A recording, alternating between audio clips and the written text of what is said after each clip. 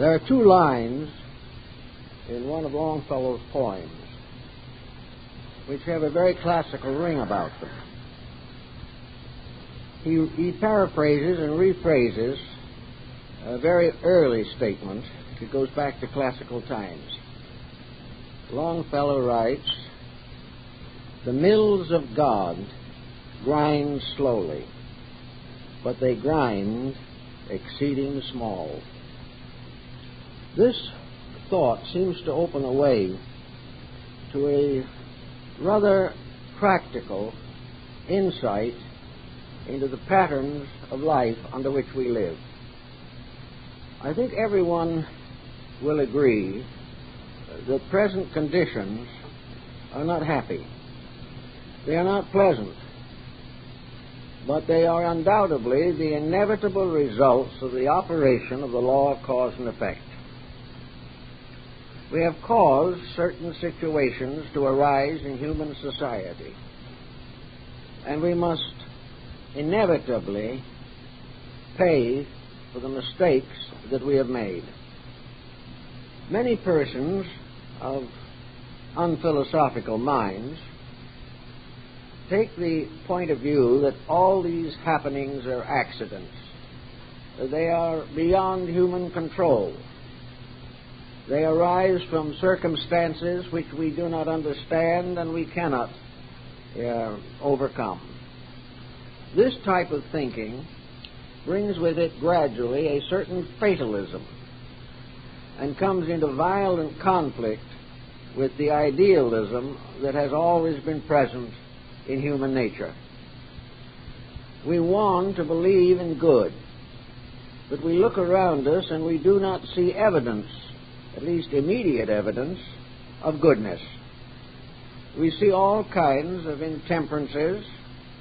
We recognize the tremendous crisis that we face today in international affairs, and we like to think that we are the innocent victims of an outrageous providence. Some try to solve it all by simply denying that there is any providential factor. They like to think that man can do as he pleases, and that whatever he does is right because he does it. And mistakes do not really exist if enough people believe them to be correct. All this thinking has a dismal effect upon the private lives of people. We are all concerned with conditions around us, and these conditions appear to be worsening every day. And a certain hopelessness or helplessness sets in upon us. We begin to lose faith in deity.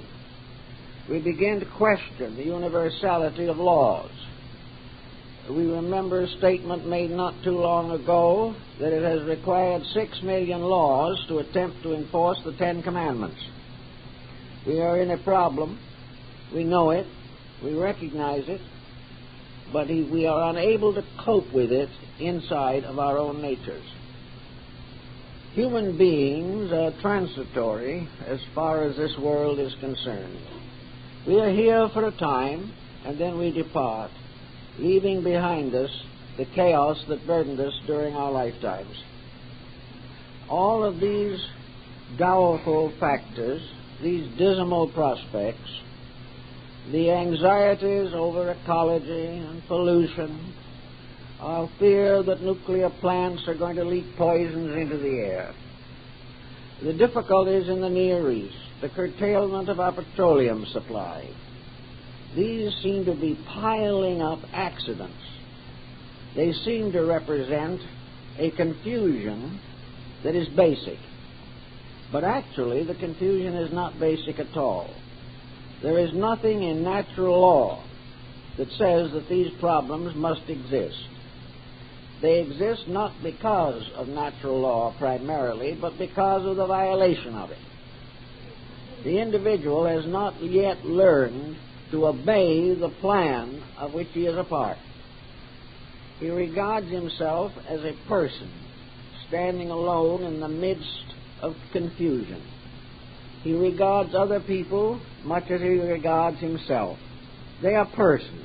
They are doing things we do not like. They are doing things to hurt us. And as a result of that, we get tied up in short-range thinking, in which it seems to us that if we were running this universal show, we would run it differently. People have had that thought from the beginning. But if man had run it differently, we would not be in this dilemma.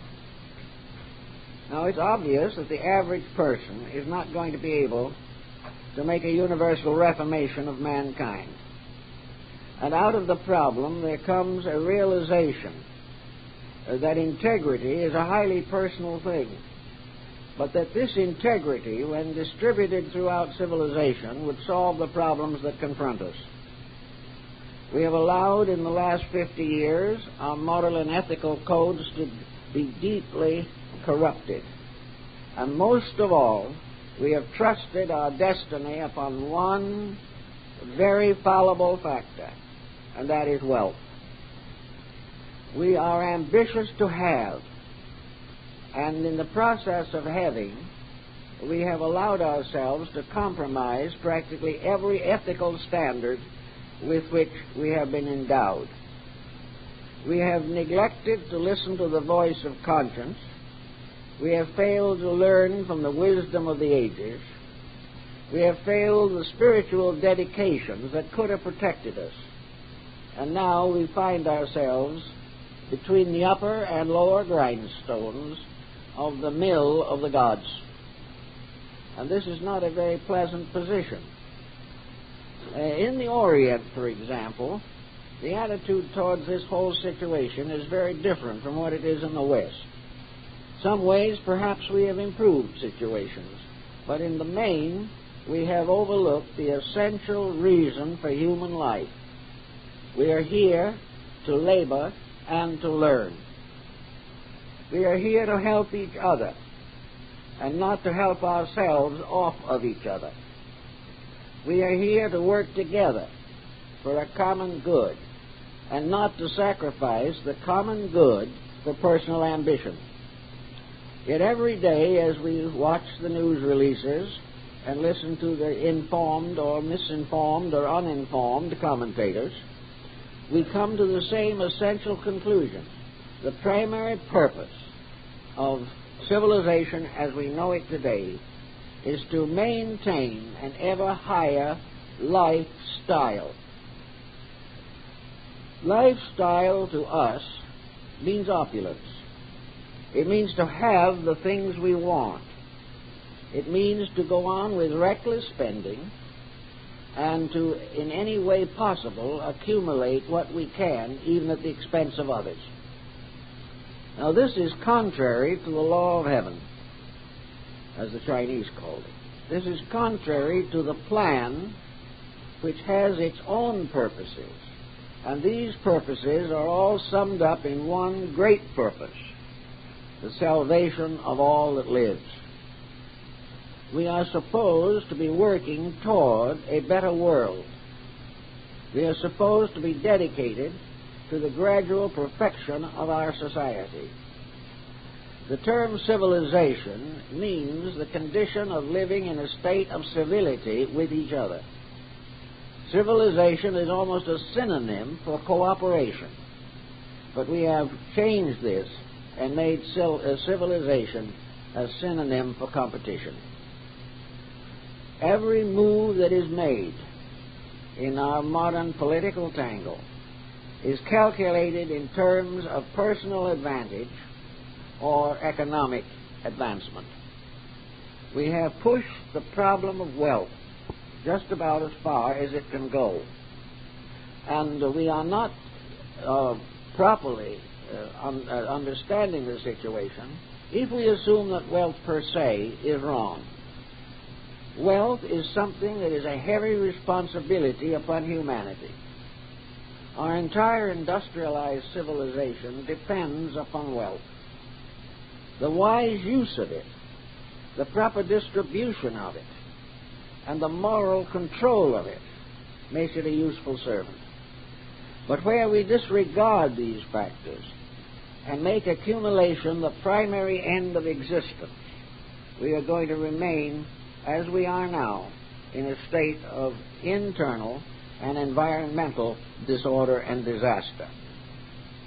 To begin with, we have to go and look at the individual, because the individual has a peculiar divinely given right to live well. He may not always live in an environment that is doing the best, but this does not exonerate him. And in many affairs of living, we are always in a condition to advance the basic integrities of life. There's hardly a day go by when someone does not come to me with a sad story of how they have been cheated, defrauded, abused, misused, scandalized by those closest to them. We find constant problems in the home between parents and children, in which we see the gradual decline of our ethical control of ourselves. We know that our own lives could be made better, and that a person living well in an environment that is tragically difficult has a peculiar reward for his own endeavor. Because after all, he is here for a time. He must leave what he has behind him, but he must take what he is with him. The great trouble today is that he is not sure what he can take with him. He does not feel very comfortable about his own conduct. He would hate to be interviewed on the gates of the other life and have a full story of his own conduct brought to his attention. He hopes, materialists particularly hope, that this dreaded circumstance will never arise, because when he is dead, and that is the end of it. Now, this oblivion at the end of life is a consolation for the corrupt. It is a means in which the individual sincerely believes that he can escape forever from the consequences of his own actions. He will depart, as his ancestors departed, and as his descendants will depart. And in each case, he will leave forever the troubles he caused. He will leave the mistakes which he permitted to endure to become part of the heritage of his descendants. The individual, therefore, in many instances, is seriously of the mind that if there is no life after death, he probably is better off. He would hope that oblivion will end it all, and that those who come after him will also pass into oblivion, as those who came before him passed into oblivion. Now, there is really no scientific proof of this point of view. There is no clear evidence that the individual leaving this life does not in some way face the consequences of his own conduct. We are no longer particularly interested in the idea that a few virtuous persons, whose virtues in turn may be questioned, will go to heaven, and that for the rest, purgatory waits.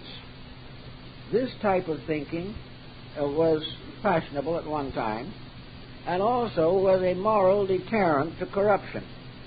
The individual did not relish the concept of suffering forever for the sins he committed today. Philosophy has begun to analyze that situation and comes to the very simple conclusion that the universal power that fashioned all things did not intend that a great part of his creation should go to perdition forever. It was not part of the purpose that they should be lost souls. There was no reason to assume that the individual, part of a growing and unfolding life, should be thwarted, blocked, and forever condemned for the ignorance of a particular generation. The Oriental mind, working with this problem, came to the simple conclusion that whether we are in this world or some other place, we are there to grow and not simply to suffer. Very often we associate suffering with growth. We take it for granted that the individual, if he's going to try to live well, must live miserably. He must deprive himself of everything that the sinner and the backslider enjoys. He must live according to rules so strict and so stringent that most of the joys that we think of today, which are largely extravagances, are curtailed so far as he is concerned. He must live a lonely life of virtue in the midst of a happy and cheerful corruption. This situation, of course, is not exactly an appetizing interpretation of life, and there is really no truth in it, but we try to believe that there is. The human being, in adjusting to the times in which he lives, has many rewards as well as curtailments. The well-lived life, the consciously dedicated life, has many, many appreciations and rewards. The first and most intimate, perhaps, of these situations is related to his own flesh. The world in which we live today is very hard on the human body. The body was not intended to be abused. It was given to us as a wonderful instrument for self-improvement, understanding, cooperation, and mutual friendship. The body is a structure ruled by laws. It was generated according to law. It exists in this world in a functioning companionship with law. And when the body has finished its purpose, it returns to the natural resources from which all bodies come. But this body cannot stand constant abuse. It cannot sustain itself in a life that is dedicated to law breaking. And this is one of the situations that we face today, when probably more than ever before we find the encroachment of chronic ailments, we find the gradual decrease in efficiency, we find premature aging, and also innumerable heart attacks, nervous breakdowns, and mental disjointings of one kind or another. So the body is taking the brunt of our own mistakes, and it is arguing back. It simply tells us we cannot do it this way. So in order to keep on doing what we please, we try to, one way or another, medicate the body. If it is crying in pain, we give it a painkiller. If it's worn out, we give it a stimulant. If the mind becomes too heavy a burden upon the flesh, we can practically block out thinking with drugs. And a great many of our young people are becoming drug addicts to block out life, a life which they do not approve of, a way of life which they cannot adjust to, and responsibilities which are falsely placed upon them by circumstances over which they apparently have no control. So the body takes the first punishment. And it does not make any difference whether it is the body of the individual or a body corporate, a corporation, a nation, an institution. All of these are bodies to be used for the purposes of the advancement of human good. When they no longer serve this purpose, they begin to disintegrate. What is not useful does not endure. And use is not the fulfillment of personal appetite, but the advancement of character.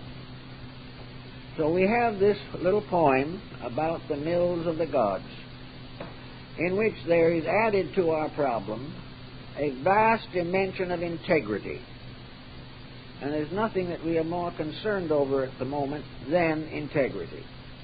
If we cannot find it in ourselves, if we cannot find it in our world as we know it, then we are definitely blocked in our natural optimism and our natural desire for self-improvement. If, however, we begin to recognize these difficulties not as punishments primarily, but as lessons, we can begin to learn something that may be of permanent value to us as we go through life. Nearly every pain we suffer from is a lesson. The pain itself is important. They tell the story about the man who, after a long series of experiments, was able to destroy the pain symptom in himself. He no longer felt pain. It went along all right till one day, not feeling pain, he sat on a stove, and that was the end of him. Pain saves. Pain protects. Pain guides us, warns us, but it is never regarded as a pleasant friend. It is always an adversary, interfering with the things that we want to do. In the world around us, we also come face to face with a situation that has been building up for thousands of years. We have inherited the disaster of the ages. We have inherited the mistakes that human beings have made from the beginning. We have inherited the wars of Alexander and of Caesar. We have inherited the invasions of the Mongol conquerors.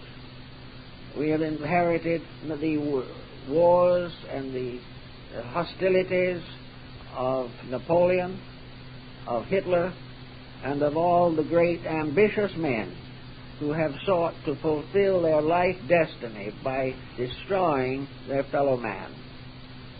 These inheritances have given us what the Oriental would call a heavy world karma. They have shown that the average individual will not, under normal conditions, change his ways. Man has developed a faculty that no other creature that we know possesses, and that is what Aquinas called a limited determinism. The individual can make certain choices of his own. He lives in a world of law, but he can interpret these laws according to his own needs. He lives in a universe of truth, but he can understand the degrees of this truth according to his own intents. He has a right to say yes and no. He has a right to be for something or against it. He has a right to investigate, to study, to decide out of his own experience that which is good. The individual today, however, uses this power of choice to choose to do what he pleases. He uses it as a means of deciding against the very rules which he should obey. He attempts to escape the consequences of action, but does not correct the causes of these consequences. Every generation is therefore faced with this tremendous burden of unfinished business. This burden, however, is a challenge. It is something that is here because we have put it here, because we have done certain things that have brought about the consequences we dislike. Now, the facts of this are very evident and quite easy to discover. Those who are interested, for example, in certain phases of human culture can read with profit Gibbon in his great book, The Decline and Fall of the Roman Empire. It seems, if you read that book today, that it is a contemporary document. It shows exactly what happened to Rome. It shows exactly how it came to happen, and how the gradual deterioration of integrities and the constant expansion of personal ambitions finally resulted in the collapse of a great structure, a structure which had potential of a long endurance but did not achieve it. We find the same in the histories of every nation. The mistakes we are making today are the mistakes that destroyed the past. The achievements of a constructive nature that we are making today are also present as bright sparks and bright lights in the long chronicle of history. Every good thing has played its part. Every new dedication has resulted in a basic advancement of human nature and human purpose. But from the very beginning, we have persecuted most those who told us the truth. We do not want wisdom to interfere with pleasure.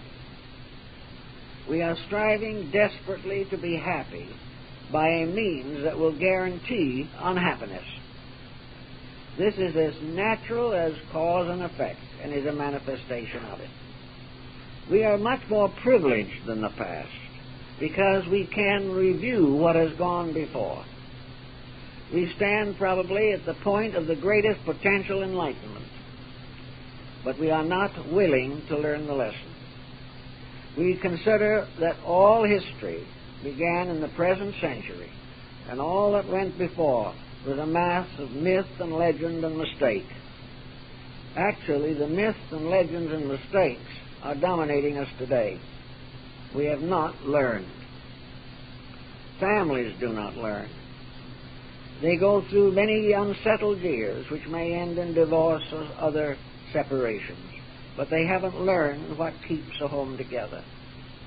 They have not learned how to rule and guide their own children.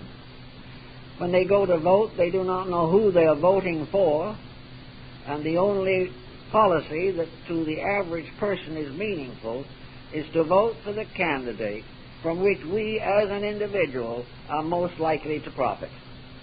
If the candidate helps us to maintain our lifestyle, we vote for it, even though the lifestyle may be wrong. Today, lifestyle has blossomed as never before.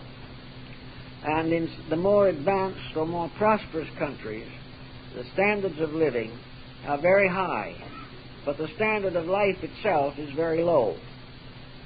We are building constantly outward things which are in themselves perishable and corruptible and will inevitably fall.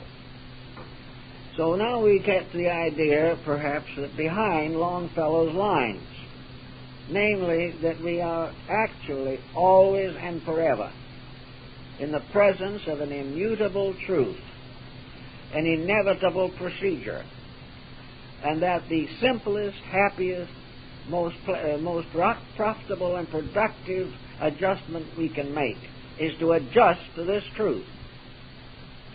Now, Pilate asked Jesus, "What is truth?" And according to the Gospels, Jesus was silent. Truth is a very big word, and in its own essence and substance is probably beyond definition.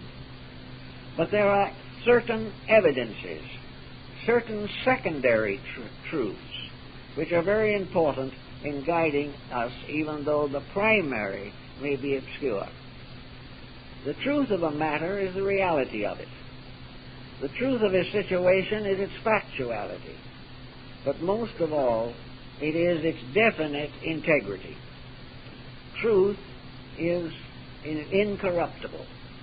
Men can deny it, but they cannot disprove it. And truth is that we must cooperate or perish. There is no other possible answer, because we were made to cooperate. And whenever we do not cooperate, we place our complete psychic nature under stress. Gradually, as in the case of narcotics addiction, the false values which we have taken on become habitual. Furthermore, they become habit-forming, and ultimately they destroy the discrimination within ourselves which might give us the strength to break these habits.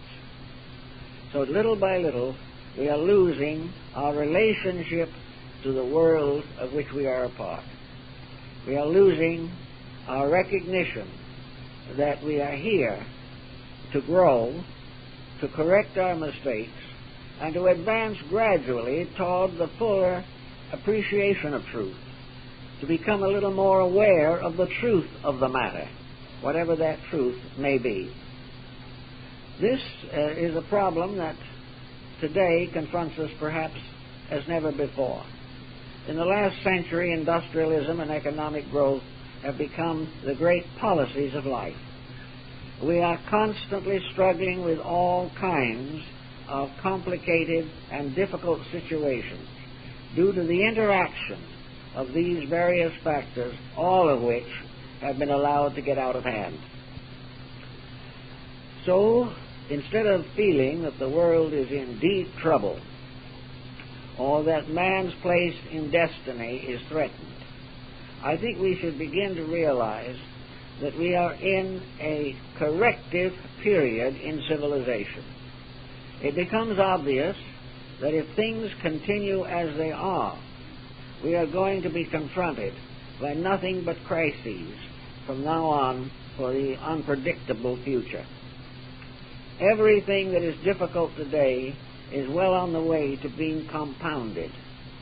We are going to be faced with greater populations, dwindling utilities, corruption of air and water, and the development of nuclear weapons which are distinctly and definitely unrealistic. These problems must be in some way solved. But before we can solve them really, we have to believe that there is a solution. Many people today doubt that a solution is possible. They doubt that the world can make these adjustments in a moderate length of time.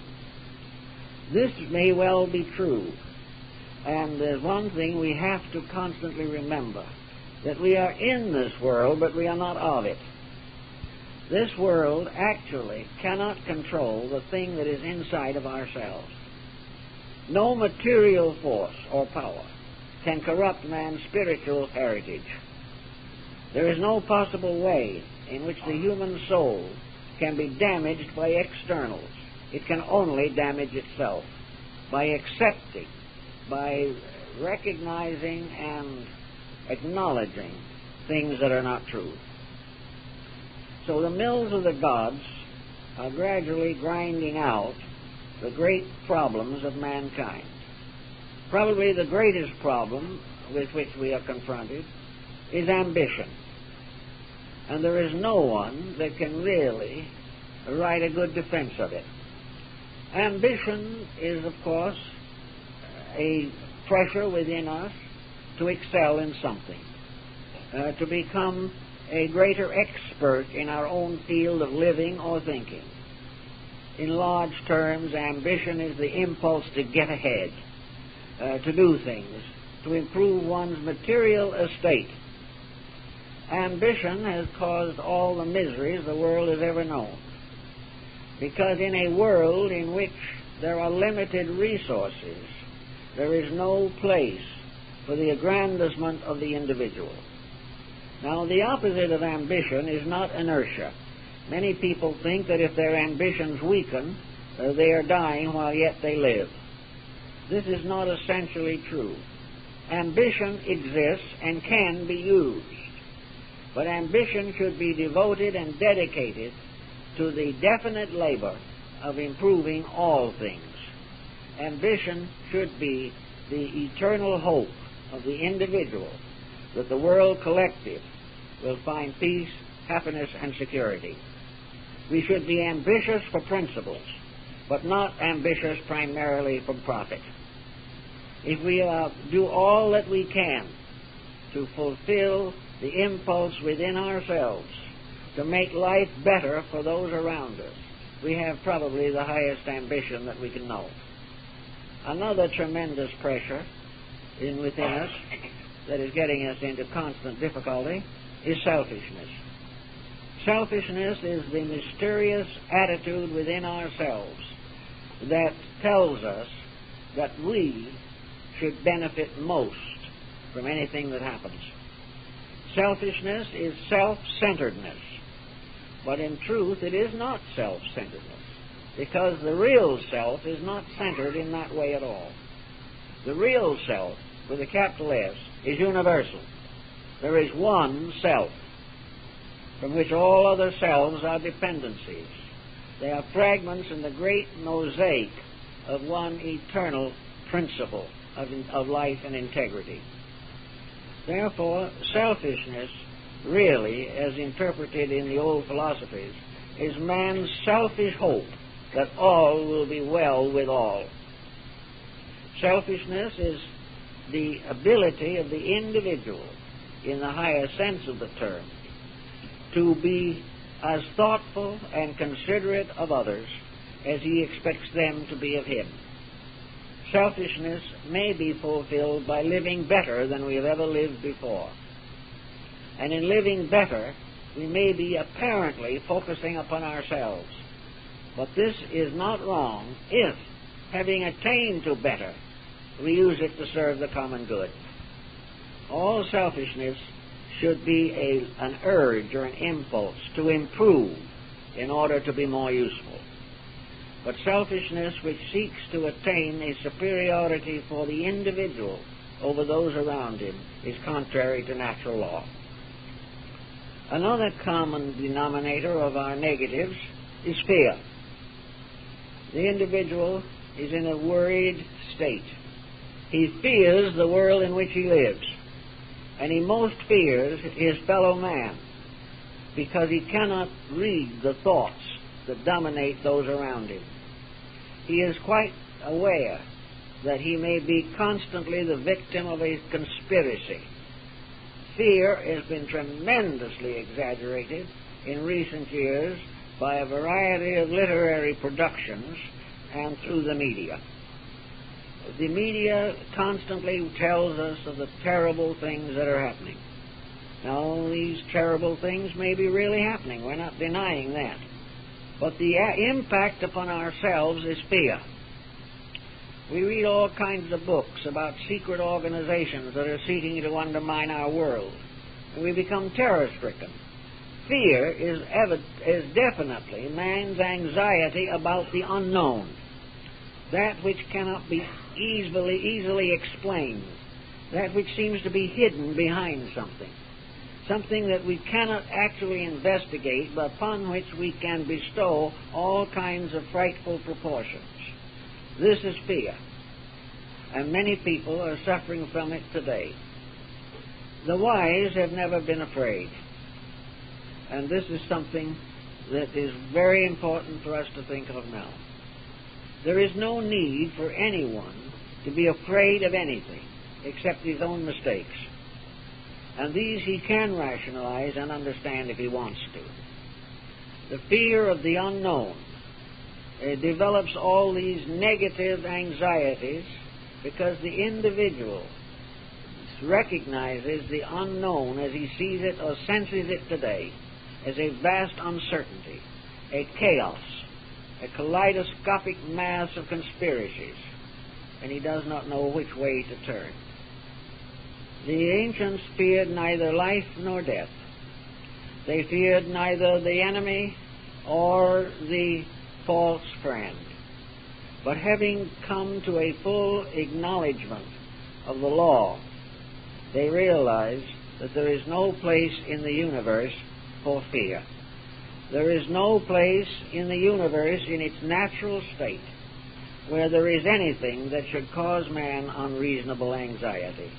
The only possible, legitimate source of anxiety would be natural disasters over which man has no control. But even these have their place, and natural disasters follow intimately upon the corruptions of society. Fear, therefore, is simply a hypnotizing, demoralizing, negative force. And it doesn't make any difference how we view it or how we measure it. The individual, as an eternal creature, living under an eternal plan, guided by an eternal wisdom, and protected by an eternal love, has nothing to fear.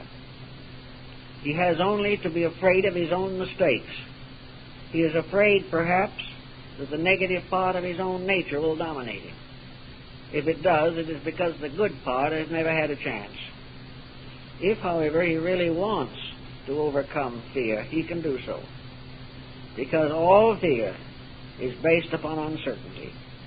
It is based upon misinterpretation, misunderstanding, and the bestowing upon the unknown of malevolent factors. Out of the remote past, man suffering from all kinds of disagreements and disputes and dislocations in society, finally decided that there must be a devil somewhere. There must be an evil spirit that is doing these things. certainly God would not afflict us with plagues and pestilences. There must be an anti-God. There must be an enemy of God. And this enemy is continually conspiring to thwart the purposes of deity. Buddha, I think, had as good an answer to this as anybody, because he was also confronted by the learned of his day with a difficult problem to solve, like the problem of Caesar's penny. So when they asked Buddha about the place of evil in the plan of things, he said very simply, if God permits evil, he is not God. If he cannot prevent evil, he is not God. And they had no answer for him. And this point has been carried on down to give a lot of thought to things. I think probably one of the nicest statements of it that I know is a pleasant little story in which two little boys leaving Sunday school got involved in a conversation concerning the devil. One little boy said to the other, "Do you believe in the devil?" The other one said, "No, of course not. It's like Santa Claus. It's your father." We have plagued the world with devils since the beginning, and it's been very nice to be able to shift our mistakes on them. If, as is believed in the Middle Ages, there were demons under the front steps of your house, and they even came in and sat next to you in the pew in church, if this type of thing was real, then everybody could sit back and admit happily and cheerfully that it wasn't his own fault. Nothing that goes wrong is our own fault. We change that now. We don't have a devil to blame anymore. But we have politics, and we have economics, we have industry, we have international relations.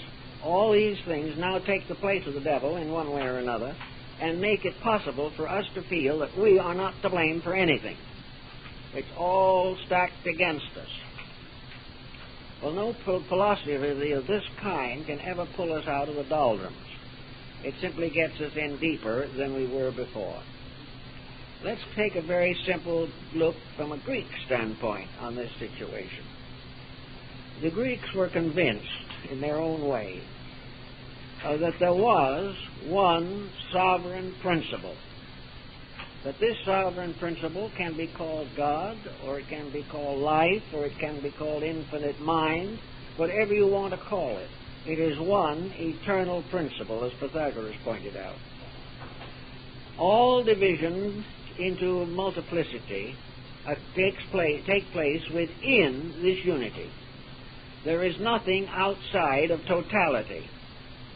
Therefore, all that exists within totality. It is a differentiation of one principle into an infinite diversity of manifestations. But as they all come from the one, and that one is good, all of these manifestations are by nature and substance good. The world in which we live is a mystery to people, and to all of us to a great degree. The reason why we have not all been born perfect. There is a reason why virtue must be achieved. It is not thrust upon us. Virtue comes to the individual as a personal choice. The power that created man gave him the power to be right, because it gave him the ability to decide, to explore, to contemplate upon the phenomena of life. And it gave him the great textbooks which were necessary for his own salvation. Of these, in most nations, the greatest of these textbooks is the universe itself, which he can gradually probe and explore. The second textbook is the sacred writings that have descended to all peoples from ancient times. These are very largely summations of moral and ethical principles, the laws of living. The third textbook is man's own body, in which in miniature all the processes of nature play out. That which is bad for the body of the individual is bad for his world. Man was placed here to gradually unfold his own consciousness, to gradually open himself to ever-increasing and improving levels of consciousness until finally he would be aware of and one with the one principle at the root of life. This was therefore a school. And it was a school in which millions and billions of little atoms which are in the body of God are growing up. This school has its rules, its laws, its principles. This school teaches certain necessary subjects. And the school of life is probably the most rejected but most necessary of all educational institutions. The individual is never frustrated in his ability to learn. It is his inclination to learn that is usually at fault.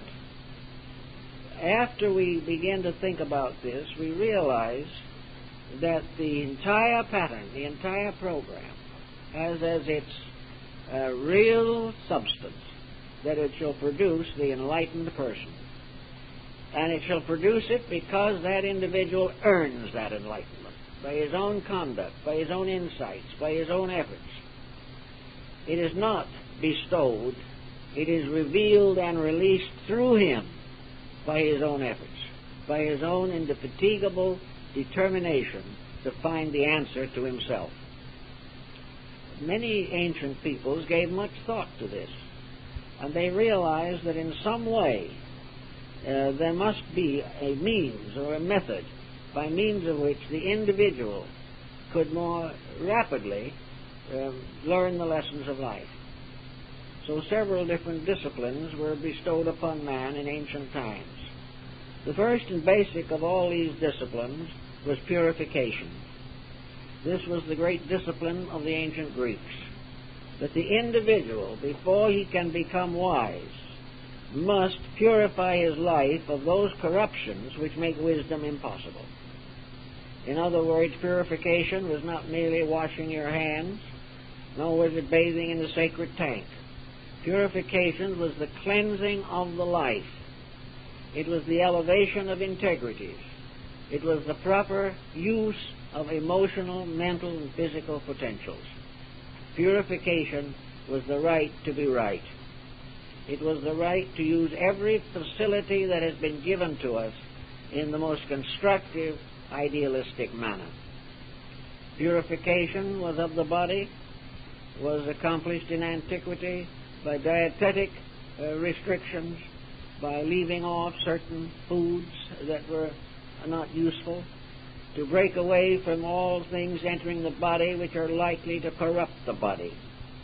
It was ventilation, it was exercise, it was the gradual putting of the body into the most perfect condition possible, so that there were no naggings from the flesh, that the individual was not constantly beset by pressures which arise primarily in the body. This was the beginning of the life of wisdom, that the individual should build a house according to the law. And if he builds this house of his own flesh according to the law, the living God will dwell therein.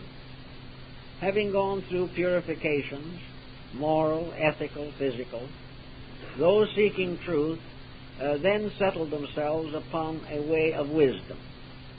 What do you have to do to learn? How are you going to improve knowledge? The Greeks followed the same system as the Hindus, the Chinese, and practically all other nations. They placed the student seeking to know under the guidance of those better informed than himself. So there were schools of teaching. There were great scholars. There were philosophers. There were mystics.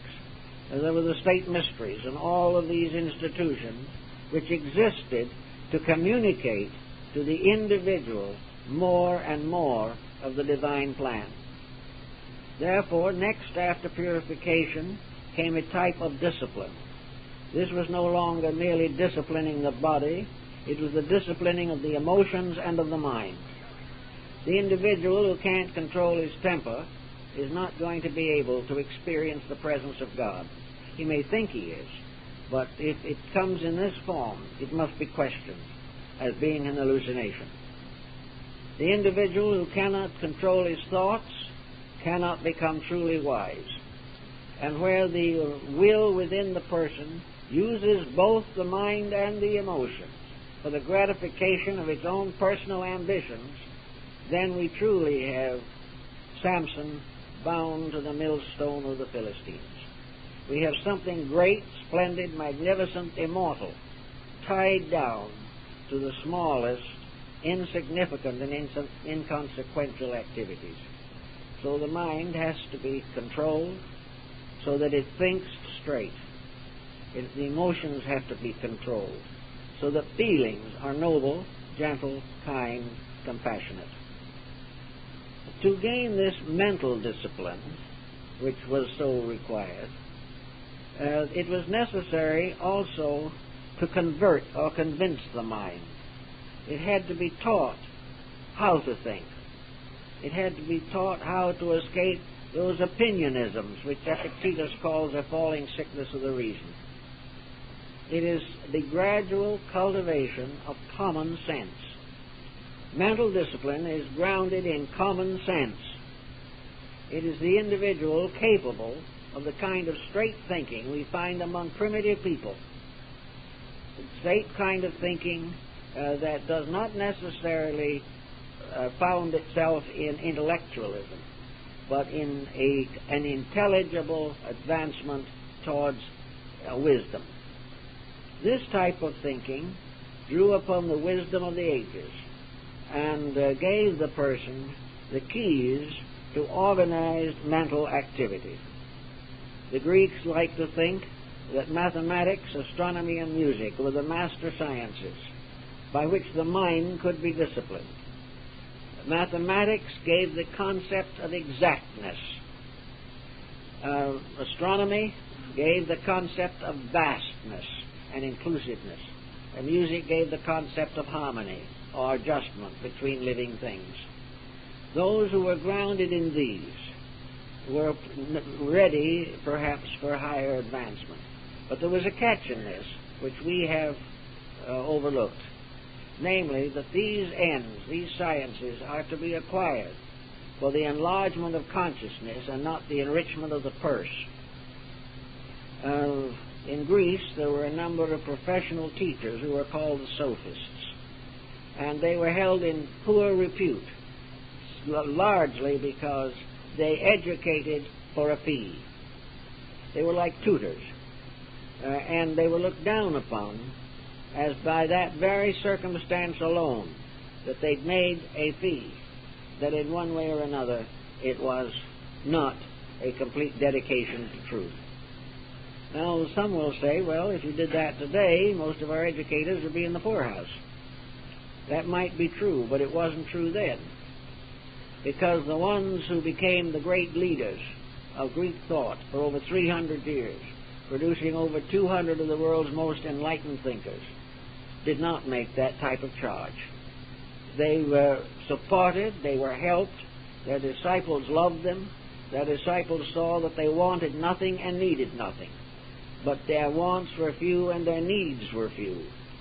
And the relationship between the disciple and the teacher was practically free from all economic factors. So the career of the teacher must be primarily a dedication to instructing those who need instruction, and should not be based upon an increasing wage bracket, almost to the point where our educational institutions face strenuous reductions in overhead. Having learned a certain amount about discipline of the mind, having become fairly well versed in mathematics, and having a basic insight into astronomy as it was known to the ancients, the next thought, of course, was music. Now, music was aimed not at the mind, but at the heart. Music was harmony. Music was the joy of melody.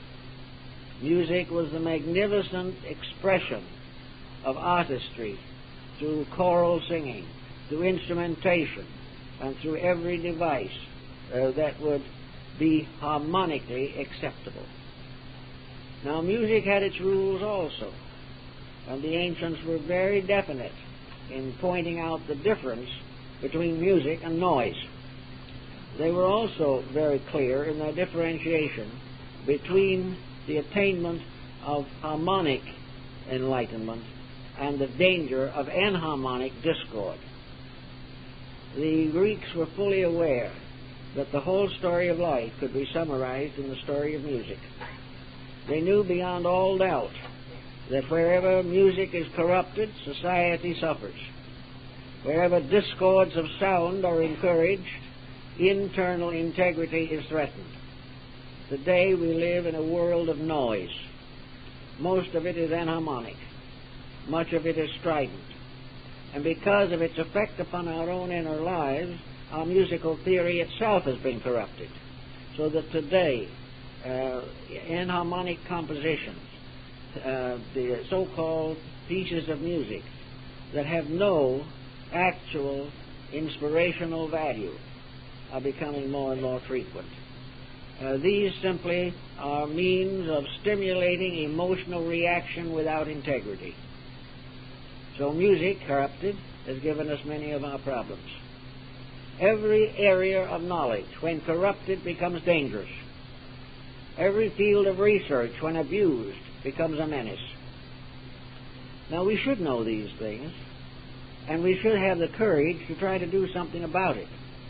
But the trouble seems to remain, as it always has remained, that skills of all kinds are not related to religion. The scientist does not feel himself indebted to religion. He does not believe that it is necessary for science to be controlled by something stronger than the human mind. The sciences are not isolated mental phenomena. The scientist who is undevout is in constant danger of corrupting knowledge as he corrupts skill. There has been much advance in scientific knowledge in recent years, but much of it has been dangerous. Wherever a science exists by itself, for itself, and of itself, it is dangerous.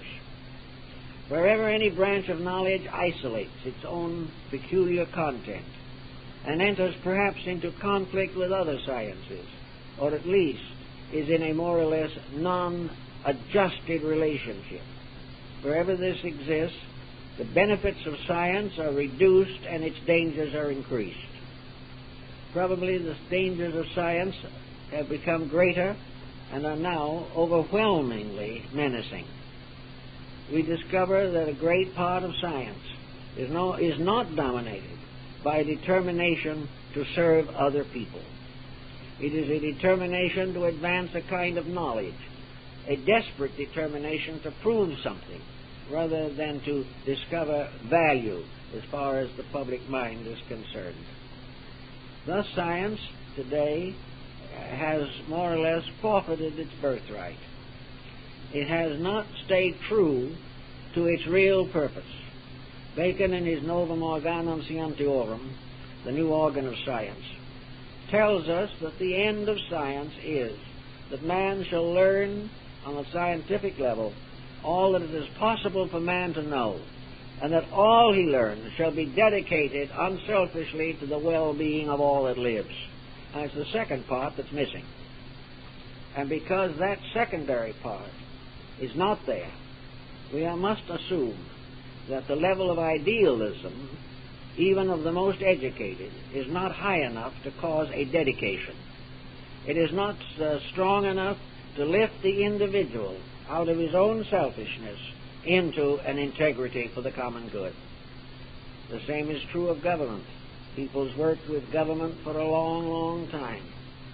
One Greek said on an occasion, "Fortunate is that governor for whom the people wish the best, for it is those who fear for him and not those who fear him that have achieved a leadership that is real." This type of thinking is very old, but it is basic.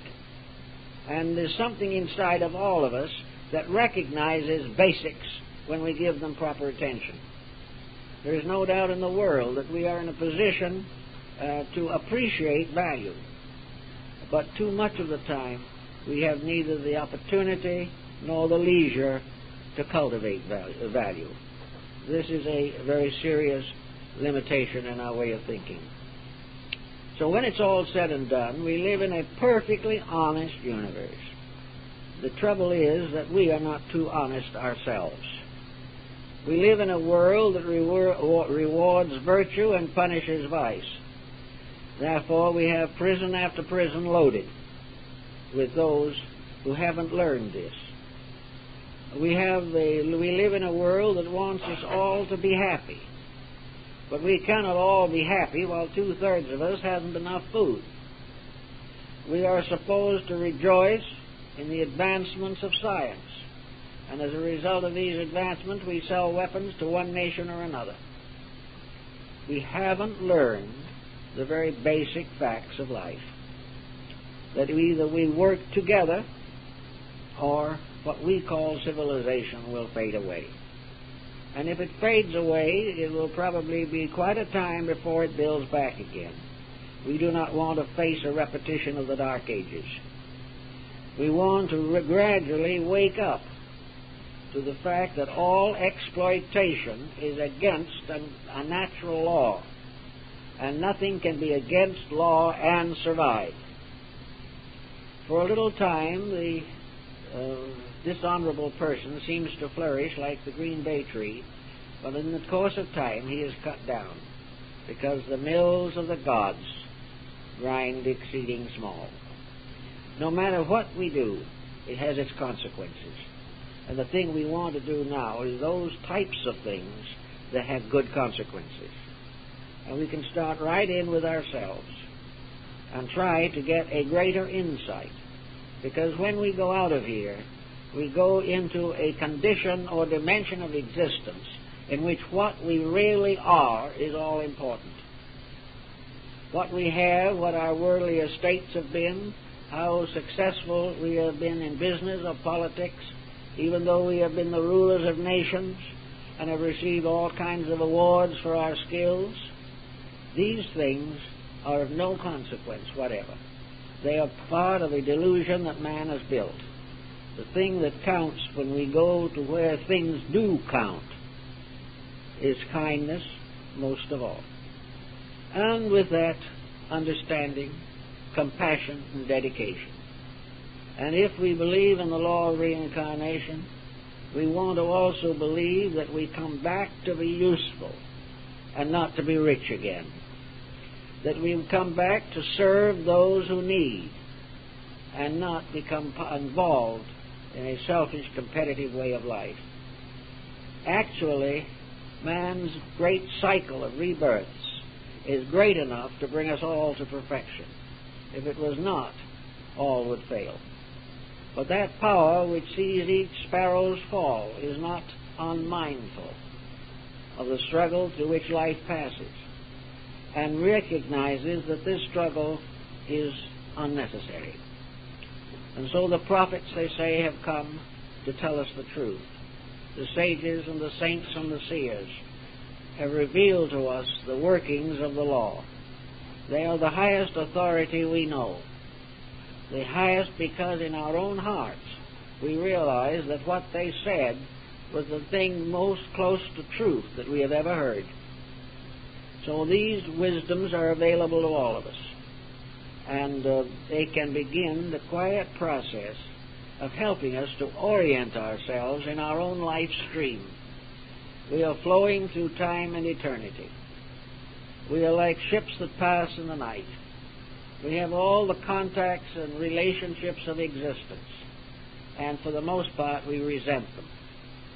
But if we did not resent them, if we understood them, we would find that this great pattern of life is far more beautiful, far more wonderful than we have ever expected it to be. If we go out into the hillsides and into the valleys and we see flowers growing at the roots of ancient trees, we see beauty everywhere. We see everywhere things fulfilling themselves.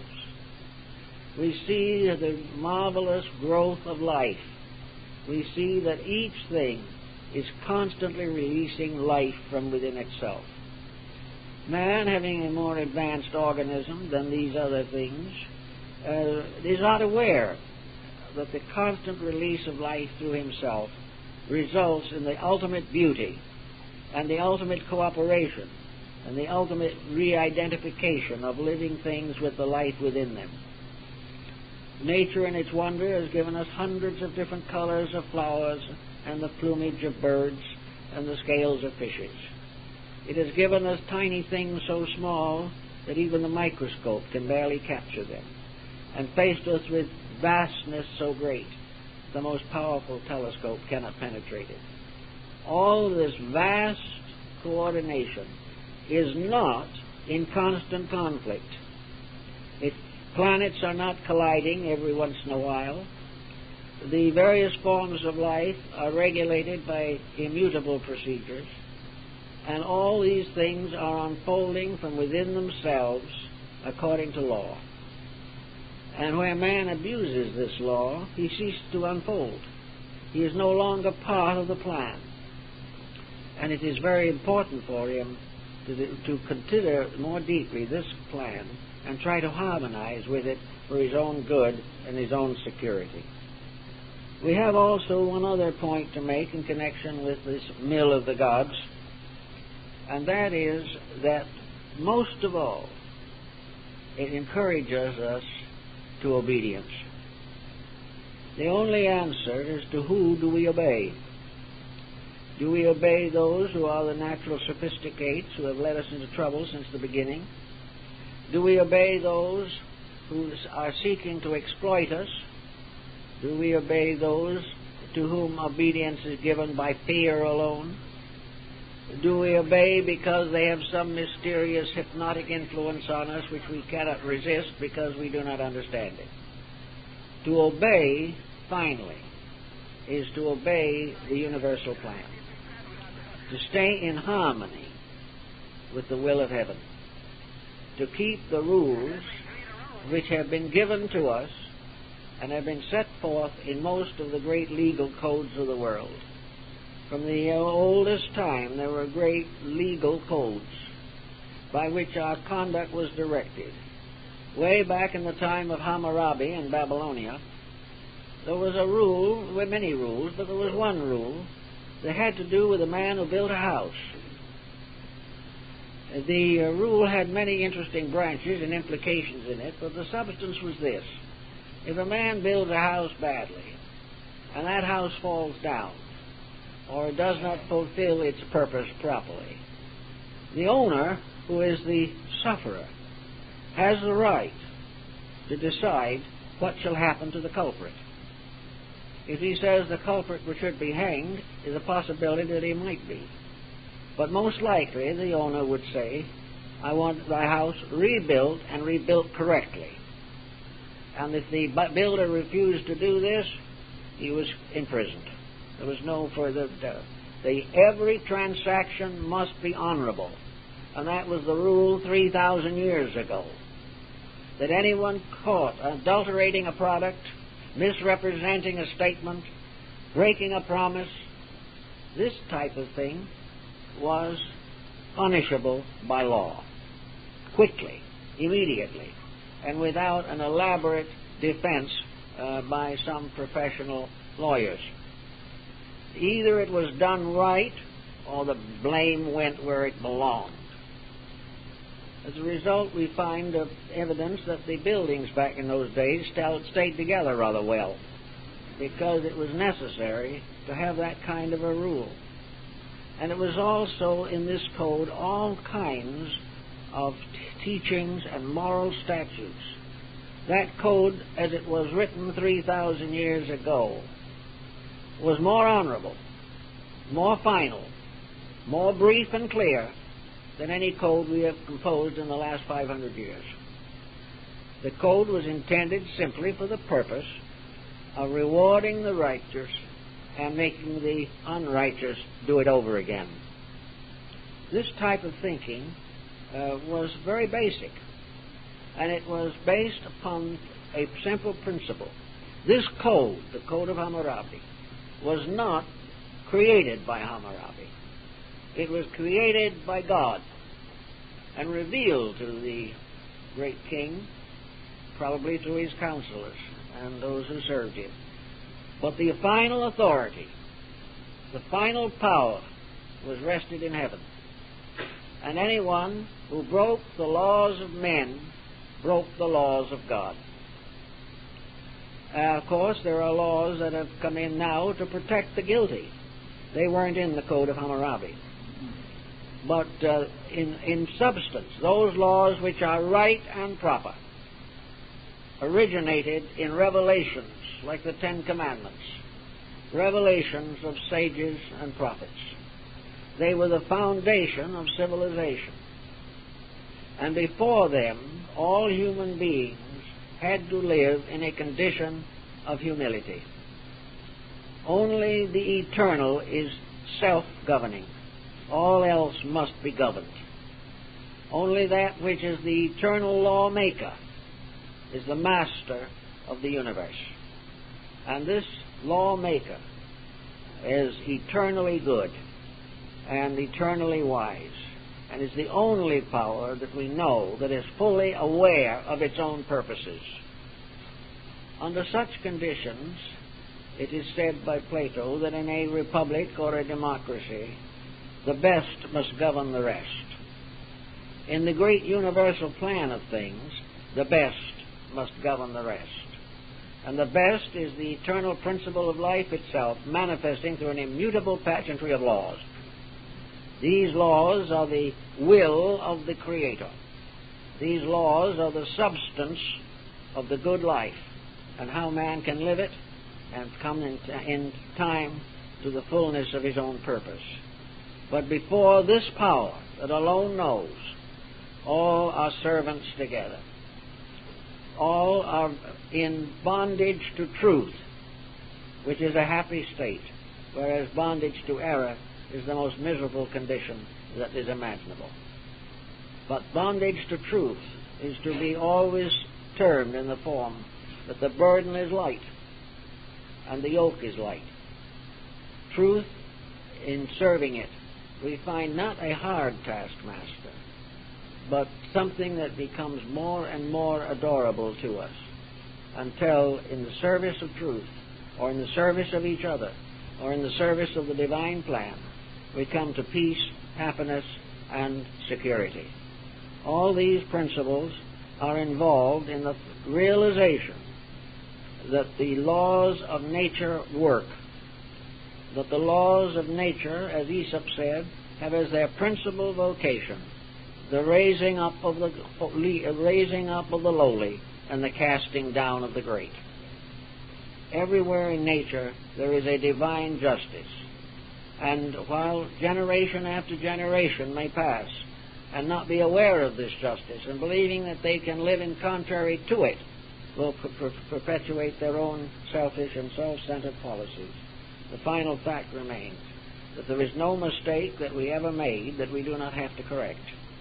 There is no example of ignorance which must not be transmuted into wisdom.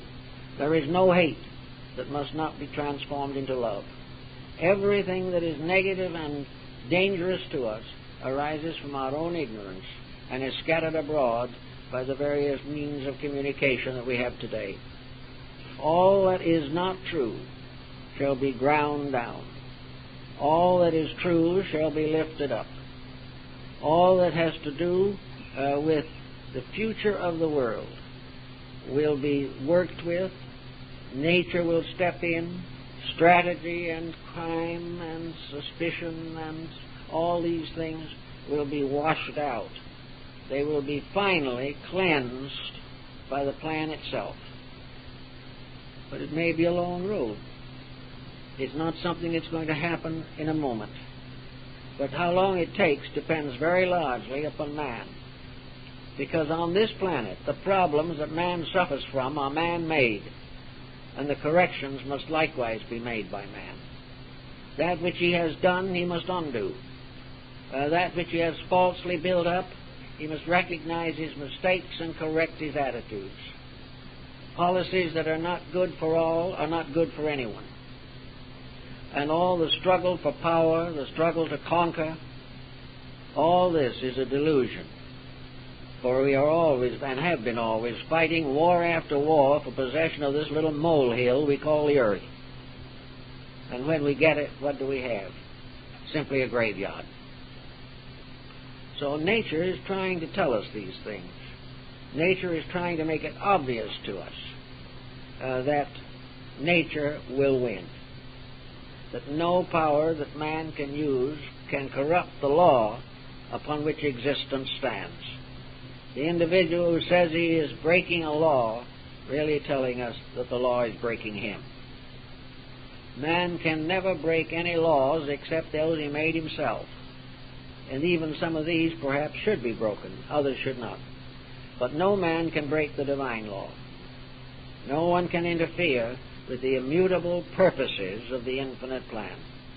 These purposes will be fulfilled, and in the fulfillment of them will bring us all in due time to a condition of actual security that cannot be destroyed by political motions. The utopia we hope for can never be conquered or captured by an ambitious despotism. The thing that we are looking for is a world which will cease to realize or believe that in the conquest of others there is greatness. Greatness lies in the conquest of self. And this is something we all have to learn. And when we learn it, we will realize what the mills of the gods are doing. The mills of the gods are making this final achievement of integrities inevitable. They are going to grind away the false values. They are going to grind away that which is destructive. And they probably will grind swords into plowshares one of these days, we hope. But always the plan works. And it's a great faith in this is the greatest strength that man has today to combat the pressures of the world in which he lives. If we are quiet and firm and true within ourselves, we are one with reality. And it is better to be one with reality in a very simple way than to be the ruler of all the nations of the earth. Because no one can really be their ruler. The ruler was there before they came. The ruler has always been there and always will be there. But sometime we will have the wit to realize this, and in so doing start the kind of world we all hope for. Well, time's up, folks. We'll get that there.